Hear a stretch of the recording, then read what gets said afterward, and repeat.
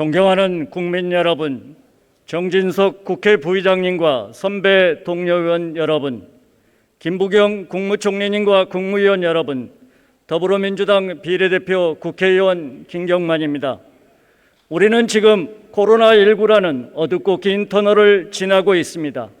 백신 접종을 시작으로 끝이 보이나 싶더니 변이 바이러스의 출현으로 새로운 싸움이 시작됐습니다.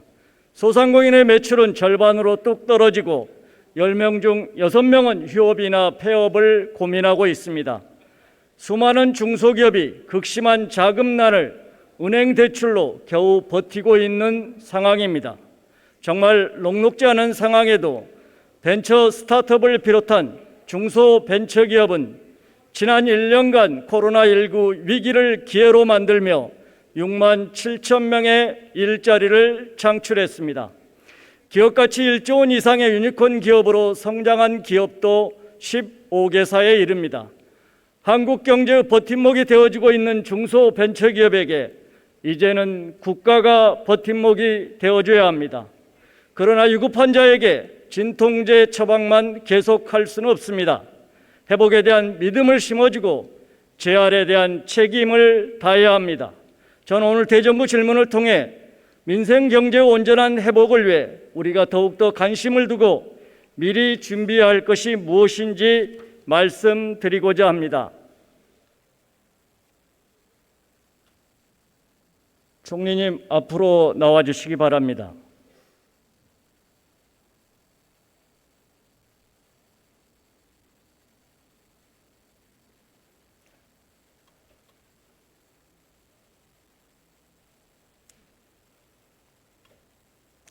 본질에 앞서 한 말씀 드리겠습니다. 네. 총리께서는 어제 삼성 이재용 부회장과 함께 청년 일자리 3만 개를 추가 확대하기로 발표했습니다.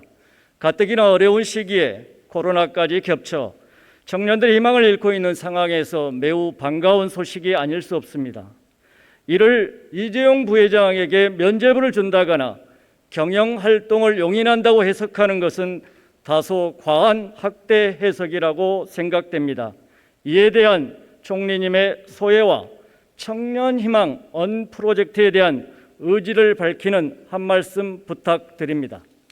예, 의원님 발언할 기회를 주셔서 감사합니다. 청년희망 온 프로젝트는 그동안 정부가 다양한 프로그램을 통해서 청년 일자리를 만들기 위해서 노력을 해왔고, 또 기업은 기업 나름대로 여러 가지 좋은 일꾼들을 뽑기 위해서 노력을 했습니다만 항상 현장에서는 이 미스매치가 있었습니다. 그래서 그러면 고용노동부 등 다양한 정도로 청년들에게 그 직업 훈련이라든가 이런 걸 하는 정부의 그런 어떤 프로그램과 또 기업이 가지고 있는 그런 효율성과 또 그에 걸맞는 노하우, 이걸 합치면 뭔가 청년들에게 좋은 기회를 만들 수 있지 않겠나 해서 청년 희망 온 프로젝트를 시작을 했습니다. 1차로는 KT가 그동안 전국의 5개 자신들의 그 지역 본부를 통해서 1년에 1,200명 가까이를 AI 등을 훈련을 시켜서 이분들이 필요한 부분을 채용하기도 하고, 또 거기서 훈련받은 청년들이 다른 데 가서 일할 수 있는 그런 기회도 만들겠다는 걸 지난번에 약속을 했고요. 어제는 삼성그룹이 사피라는 소프트웨어 인력들을 훈련하거나 혹은 자신들의 다양한 이 창업에 어떤 기회를 마련해 주는 이런 프로그램을 통해서 청년 일자리를 앞으로 3년간 1년에 10,000개씩 30,000개를 더 추가로 훈련시켜서 그중에서 자기들이 필요한 사람 뽑고 또 다른 관련 업계에 진출할 수 있도록 돕겠다는 그런 거고요. 이런 부분들에 대해서 다행히 대기업들이 호응을 해서 이런 추석 연휴 끝나고 나면 계속 이 프로그램을 이어가서 적어도 6, 7개 이상의 기업들이 이런 어떤 청년 훈련들도 시키고, 그리고 앞으로 채용 시기도 대학을 졸업하는 친구들 혹은 고등학교를 졸업하고 나오는 친구들이 자신들이 미래를 조금 예측할 수 있도록 이런 어떤 걸로 정착시키려고 하고 있습니다. 네, 우리 총리님 말씀대로 다른 대기업으로 더욱더 확산돼서 우리 청년들에게 미래에 대한 희망을 심어주는 그런 프로그램이 되기를 소망합니다. 예, 의원님 그렇게 해보겠습니다. 예, 본질이 드리겠습니다. 예. 많은 중소기업과 소상공인이 생존의 위협을 받고 있다는 것을 총리께서 누구보다 더 잘 알고 계실 것입니다. 네. 아시다시피 미국, 중국, EU 등 강대국들은 반도체 관련 사람을 육성하고자 치열한 전쟁을 벌이고 있습니다. 네. 우리나라도 반도체 2차 전지 등 국가 핵심 전략 산업을 집중 육성해 국가 경쟁력을 높이고 일자리를 확보하는 것이 무엇보다 시급합니다. 예. 국가 핵심 전략 산업을 육성하기 위해서는 인프라 지원이나 파격적인 세제 혜택도 매우 중요합니다. 그러나 정부의 지원과 혜택이 대기업에만 집중된다면 오히려 대중소기업 간 격차는 더 벌어질 것이라는 우려가 있는 것도 사실입니다. 네. 질문 드리겠습니다. 따라서 정부의 지원과 혜택이 1, 2, 3차 협력 중소기업까지 이어지는 상생 생태계 구축이 매우 중요합니다. 네. 이를 위해서는 전략산업 기본계획을 수립할 때 관련 중소기업의 육성 보호 전략이 반드시 포함되어야 한다고 생각하는데 이에 대해서는 총리께서 어떻게 생각하십니까? 예, 의원님 지금 안 그래도 국회에서 의원님들이 중심으로 국가 전략산업 육성법을 지금 아마 여러 가지 입법 중인 걸로 알고 있습니다. 그렇게 하더라도 의원님 제일 중요한 것은 이 전략산업이 지속 가능하려면 거기에 따르는 아까 1차, 2차, 3 협력업체들 이른바 소부장이라고 하는 이런 부분들이 함께 가지 않으면 이게 이 생태계가 건강하고 계속 발전해 나가는데 한계가 있지 않겠습니까? 그래서 당연히 이 소부장을 감당을 해야 하거나 이런 어떤 중소기업들이 함께 지원도 받고 발전을 할 수 있도록 그렇게 하겠습니다. 네. 또한 실행력을 담보하기 위해서는 부처 간 칸막이를 없애고 규제 개혁과 행정 간소화 등을 수행하고 국가 핵심 전략 산업을 총괄할 컨트롤 타워가 반드시 필요합니다. 특히 각종 정부 지원에서 중소기업이 소외되지 않고 중소기업의 입장이 충분히 반영될 수 있도록 컨트롤 타워 구성 시 중소기업의 인사가 비중 있게 참여하는 것이 필요하다고 봅니다.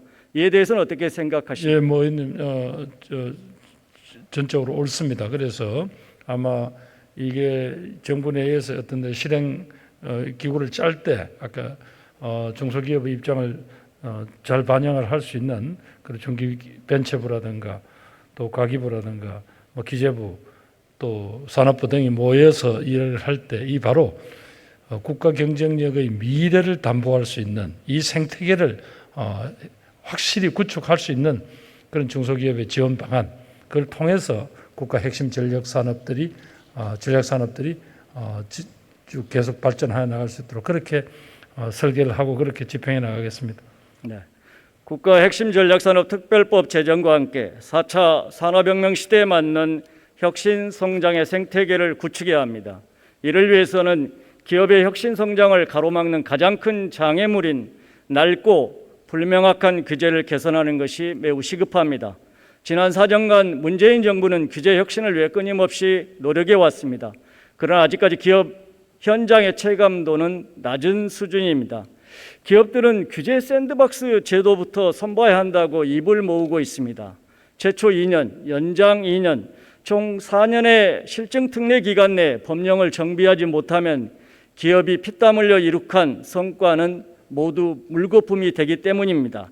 한 스타트업의 경우 2년 전 ICT 규제 샌드박스로 지정됐고 정부 차관까지 기업을 방문해 격려했지만은 규제의 벽에 부딪혀 100억대 빚더미에 앉았습니다. 규제를 풀어주겠다는 정부의 약속을 믿고 기술 개발에 몰두한 기업 입장에서는 정부가 매우 원망스러울 수밖에 없습니다. 총리님, 이러한 사례가 발생한 원인이 무엇인지 점검하고 재발 방지책 마련도 필요하지 않겠습니까? 의원님 다양한 유형 무형의 규제들이 바로 우리 기업들을 목줄을 잰다라는 그런 비판을 받았기 때문에 우리 문재인 정부 들어와서는 바로 규제 샌드박스 그동안 여러 가지 제약 때문에 못했던 걸 한번 편안하게 해보고 또 거기에서 아까 이야기하는 가능성이 열리면 거기에 맞아서 제도를 바꿔주고 하겠다라는 그런 약속 아닙니까? 그래서 저희들이 와서 제법 저희들이 제도 계획을 했습니다. 근데 아마 의원님 말씀하시는 게 그게 이제 지난번에 오토바이 배달통 그거 하시는 분 말이죠. 네, 그렇습니다. 예, 안 그래도 그걸 봤습니다만 저희들이 굳이 2년 됐다고 해서 이제 2년 끝 뭐 그 사업 안 봐준다 이런 건 아니고요. 다만 이제 저도 알아보니까 그분이 원래 그 이제 시험 사업을 100대를 가지고 해보겠다. 왜냐하면 결국 이제 국민의 안전을 해치면 안 되니까. 이 규제 샌드박스도 제일 중요시하는 게 이 안전을 해치지 않는다라는 그 단서는 반드시 있습니다. 그래서 기다렸더니 이분이 어떻게 조건이 어려워서 그랬는지 모르지 17대밖에 실질적으로 실정을 못했더라고요. 그러니까 거기에 관련된 데이터가 있어서 이것이 야간의 교통 흐름을 방해한다든가 혹은 위험을 초래한다든가 이런 것들을 분명히 어떤 아니다 그런 역할이 없다라는 데이터를 보여주셔야 될 텐데 그걸 제출하지 못한 것 같습니다. 그래서 하여튼 이 문제에 대해서는 의원님도 지적하셨고 저희들도 관심이 있으니까 어떻게든 이분이 좀 더 그런 자신이 가지고 있는 그 아이디어를 가지고 일을 해나갈 수 있는 방법이 뭔지를 한번 찾아보겠습니다. 네, 예. 신산업 분야에서 현 정부가 샌드박스 제도 도입을 통해서 이룩한 성과에 대해서는 충분히 공감합니다만은 이러한 사례가 발생하지 않도록 조금 더 디테일하게 살펴볼 필요는 있다라고 예, 보입니다. 조금 더 적극성을 가지고 보도록 하겠습니다. 예. 한편 신산업과 기존 산업 간 갈등의 골이 더욱 깊어지고 있습니다. 법률 중개 서비스 기업과 대한변호사협회, 미용 의료 플랫폼 기업과 의사협회, 부동산 중개 서비스 기업과 중개사협회 등 복잡하게 얽혀 있는 신구 산업 간 갈등 상황에 대해서는 총리께서도 잘 알고 계실 것입니다. 네. 이는 4차 산업혁명에 따른 변화를 수용하는 과정에서 발생하는 불가피한 갈등이라고 할 수 있지만 벤처 스타트업 기업의 시장 진입과 성장을 가로막는 또 다른 규제가 될 수 있습니다. 다양한 이해관계자가 갈등을 극복하고 상생할 수 있도록 정부와 국회가 보다 적극적으로 사회적 합의를 이끌어내야 된다고 생각합니다. 총리께서도 갈등 조정자로서의 역할을 당부드립니다. 예, 뭐 해주실 정부가 거죠? 예, 그런 역할을 해야 된다고 생각합니다. 그리고 의원님, 그러니까 제도라든가 법을 바꿔야 될 부분들은 그건 의회에서 활발히 토론을 해주십시오. 네. 저희들이 하여튼 의원님 말씀하신 대로 그렇다는 이유 때문에 혹은 기존에 기득권을 가졌던 분들의 반대 때문에 새로운 도전이라든가 이런 것 자체가 원천적으로 안 되게 돼 있다. 이런 부분들은 정부가 직접 나서서 어떻게든 간에 뚫어내겠습니다. 예. 네. 또 벤처 스타트업을 비롯한 중소기업이 혁신 성장을 이어나가기 위해서는 실패를 용인하고 실패를 성장의 기반으로 삼아 재도전하는 생태계를 만들어야 합니다. 재도전 활성화는 단순한 시혜적 차원이 아닙니다. 기업 생태계의 선순환을 더욱 견고히 하는 것입니다. 코로나19 팬데믹으로 수많은 중소기업과 소상공인이 폐업의 문턱에 서 있는 지금이야말로 재도전을 우리 사회의 가장 큰 화두로 삼아야 하는 시점이 아닌가 생각합니다. 재도전 활성화를 통해 실패에 대한 두려움을 해소하는 것이 코로나19 위기 극복의 원동력이 될 것입니다. 총리께서는 재도전을 가로막는 가장 큰 걸림돌이 무엇이라고 생각하시는지요? 예, 우선은 뭐 이제 사회적 낙인이랄까, 뭐 실패자라는 저는 이거부터 우선은 꼭 바꾸고 싶습니다. 뭐 의원님 잘 아시다시피 실리콘밸리의 기업들 중에 성공한 기업들이 평균 다 실패가 3번 정도 이상 된다고 하잖아요. 그래서 우리도 우리 문재인 정부 들어와서 저하고 중기벤처부, 당시 행안부하고 중기벤처부가 협력을 해서 실패박람회라는 걸 만들었습니다. 지금도 아마 매년 하고 있는 것으로 알고 있습니다만은 실패박람회를 통해서 자기가 어디까지 노력하다가 실패했는지 그걸 발표케 하고 또 여러 가지 사례들을 모두 다 공유케 해서 여기서 우리가 어떤 다시 한번 일어설 수 있겠다라는 그런 어떤 제도적인 어떤 도움, 그다음에 어떤 낙인 효과를 찍어낼 수 있는 분위기, 이런 사회적 분위기 이런 걸 만들어 가겠습니다. 실패 박람회 또 재도전의 날 이런 것도. 그러나 또 하나는 여러 가지 우리 사회가 가지고 있는 금융이라든가 이런 데 있어서 여러 가지 불이익들 이 부분을 어떻게든 한번 좀 걷어내 줄 수 있도록 그렇게 노력하겠습니다. 실패 박람회 말씀을 잘 해주셨습니다마는 이 외에도 지난 2017년 총리께서 행안부 장관으로 재직 중일 때 연대보증의 폐해를 지적하고 제도 개선을 위해서 많은 노력을 해주셨습니다. 이 자리를 빌어서 감사의 말씀을 드리고요. 당시에 연대보증 폐지에 대해서 채무자의 도덕적 해이, 공적 금융기관의 보증 축소, 그리고 부실률 증가에 따른 재정 부담 등 여러 우려가 있었습니다만 실제 화면에 보시는 것처럼 우리가 걱정했던 연대보증 폐지의 문제는 나타나지 않고 있습니다. 오히려 보증이 증가했던 것이죠. 따라서 2023년까지 정책금융기관의 연대보증 폐지 로드맵이 있는 것으로 알고 있습니다만 이를 좀 더 속도감 있게 추진할 필요가 있지 않을까요?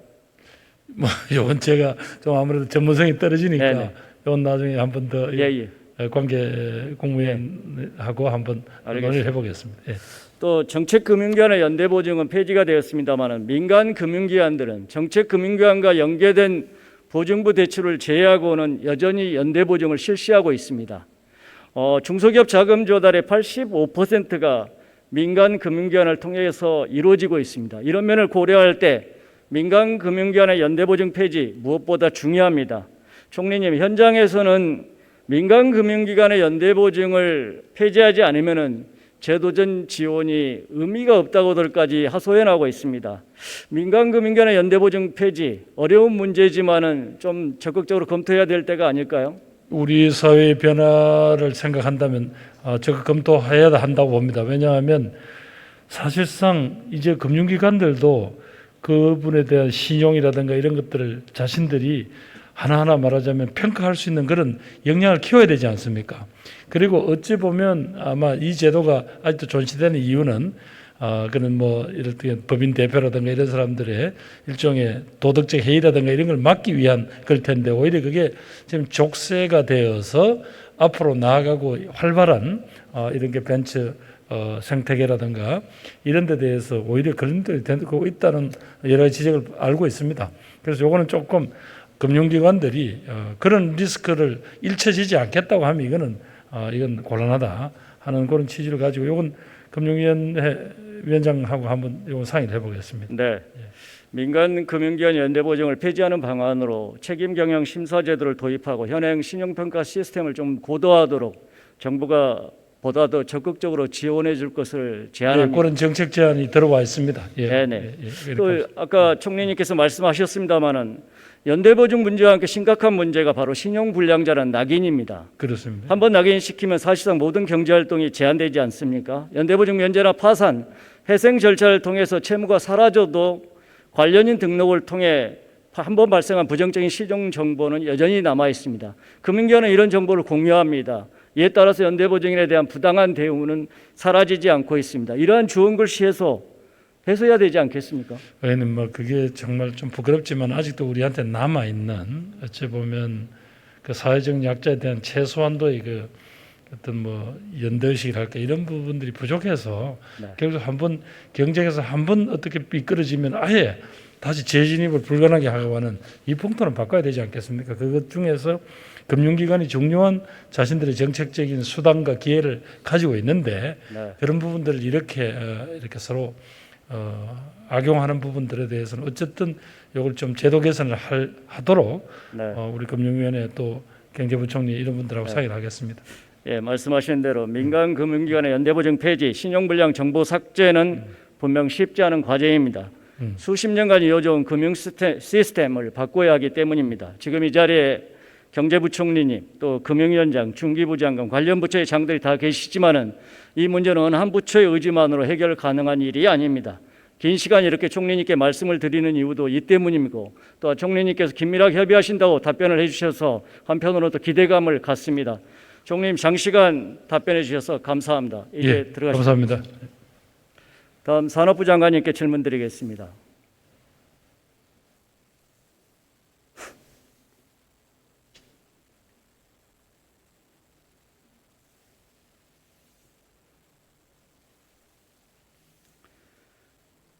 장관님, 최근 반도체를 비롯한 국가 핵심 전략산업 육성이 산업계의 가장 큰 화두입니다.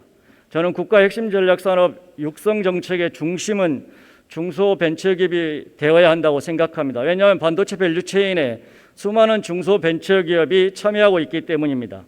지금의 반도체 강국을 이룬 것이 대기업이었다면 앞으로의 반도체 신화는 경쟁력이 있는 중소벤처기업이 뒷받침되어야 한다고 생각하는데 장관님께서는 어떻게 생각하십니까? 예, 의원님 말씀에 전적으로 공감을 합니다. 저희가 19년도에 일본의 그 수출 규제가 있을 때, 그래서 우리 반도체 생태계가 어려움을 겪을 때 이를 극복해낼 수 있는 게 우리 반도체 중소기업들의 소부장 기업들의 역량이었습니다. 그래서 앞으로도 우리 소재 중소기업 또 그리고 하드웨어 쪽은 소재 중소기업, 장비 중소기업, 그리고 소프트웨어 쪽은 페미니스트 기업, 이런 중소기업들이 역량을 키워나가는 게 우리 반도체 산업의 미래에 크게 필요하다라고 생각합니다. 예, 답변적이 있었습니다만은 반도체 밸류체인에서 중소벤처기업들은 이미 대기업이 자리 잡고 있는 파운드리보다는 팹리스와 칩리스 단위에 다소 포진해 있습니다. 따라서 중소벤처기업 중심의 반도체 산업 육성을 위해서는 바로 이러한 팹리스와 칩리스 단위의 기업을 지원하고 육성하는 데 초점을 맞춰야 한다고 생각합니다. 여기에 대해서 조금 정부 계획이 있다면 말씀해 주시기 바랍니다. 예, 의원님 말씀대로 저희가 이제 D램에서는 한 세계에서 제일 잘하고 있습니다만 이제 시스템 반도체 부분에서 우리가 더 약진을 해야 되는데 상대적으로 우리 좀 약한 부분이고요. 우리가 지금 페미니스트 기업이 한 500개, 150개 내지 한 200개 정도 지금 있는 것으로 좀 추정이 됩니다. 이제 이 업체들이 아직은 좀 영세하고 특히 좀 더 지원해 줄 수 있는 인프라가 여러 가지로 좀 부족해서 지난번 5월달에 저희가 K 반도체 전략을 발표를 할 때 이 페미니스트 기업들을 지원해 줄 수 있는 지원센터 또 이런 테스트베드 이런 부분들을 보강해 주는 정책 준비를 하고 있고요. 또 저도 페미니스트 기업들하고 간담회를 가졌었습니다만은 전문 인력의 부족을 많이 지적을 합니다. 특히 석박사 인력의 부족을 많이 지적을 해서 제가 전체적으로는 2030년까지 36,000명의 반도체 전문 인력을 양성을 하려고 합니다만은 많은 인력들이 우리 페미니스트 기업들의 창업이라든지 또 R&D 인력으로 진입할 수 있도록 도와드리고 이를 뒷받침할 수 있는 R&D 프로그램도 앞으로 크게 확충해 나가도록 하겠습니다. 네. 2년 전 일본의 수출 규제를 잘 극복할 수 있었던 이유는 정부와 대기업, 중소기업이 적극적으로 연대하고 협력했기 때문입니다. 이미 지난 코로나19 주사기 마스크 생산 과정에서 우리는 대중소기업 상생 협력의 성공 사례를 보았습니다. 반도체를 비롯한 신산업 분야에서도 이러한 협력 생태계 계속해서 구축해야 된다고 생각하는데 어떠십니까? 예, 말씀하신 대로 저희가 일본 소부장 위기를 극복할 때도 수요 대기업들이 생산 라인을 개방을 해서 우리 소재 또 장비 기업들이 거기서 테스트할 수 있는 이런 협업이 큰 도움이 되었습니다. 우리 페미니스트 기업들도 대기업 파운드리를 좀 더 활용할 수 있는 기회를 좀 더 늘리고 이에 대한 마중물로의 금융 지원 같은 것도 확대하는 이런 방안을 저희가 고민하도록 하겠습니다. 네, 감사합니다. 들어가셔도 됩니다. 다음 중소벤처기업부 장관님.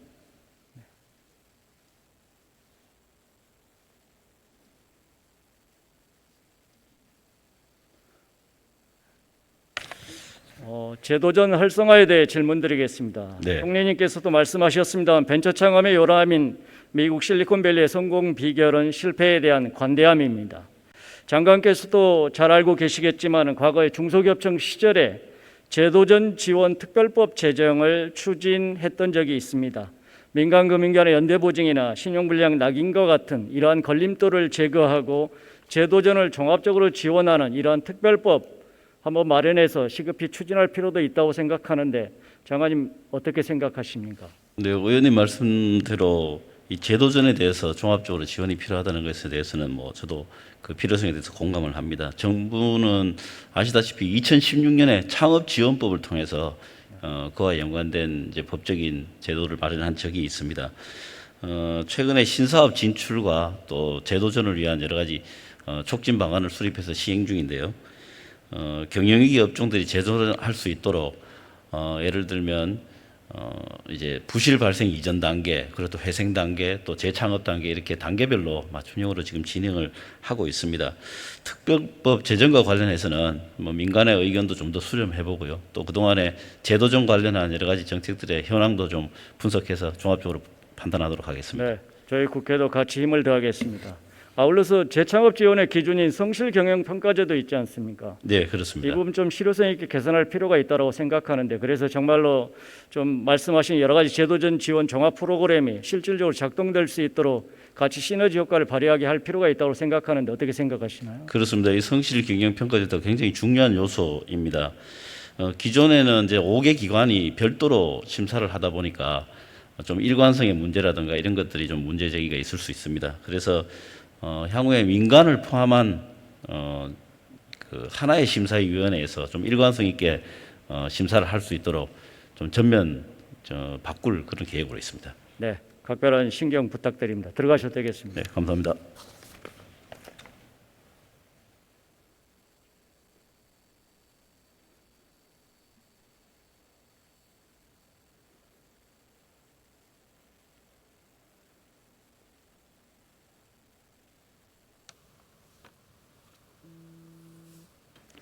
존경하는 국민 여러분, 선배 동료 의원 여러분, 화면에 보이시는 것은 유럽 중소기업법의 10가지 대원칙 중 제2원칙입니다. 그 원칙은 파산에 직면한 정직한 기업가들에게 신속한 회복과 재기 기회의 보장입니다. 우리 역시 한번 넘어져도 오히려 응원하고 다시 손잡아 일으켜 세워지는 안전망을 조속히 마련해야 합니다. 한 번의 실패가 영원한 실패가 되어서는 안 됩니다. 지금껏 우리는 위기 극복과 회복을 위해서 그 누구보다 노력해 왔습니다. 이제는 한 단계 더 나아가 4차 산업혁명 시대에 걸맞은 산업 생태계를 구축하고 제도전 활성화에 대한 답을 준비해야 합니다. 중소벤처기업의 회복과 도약을 통해 코로나 이후 미래 경제를 준비해야 합니다. 그것이 정부와 국회의 역할입니다. 경청해 주셔서 감사합니다.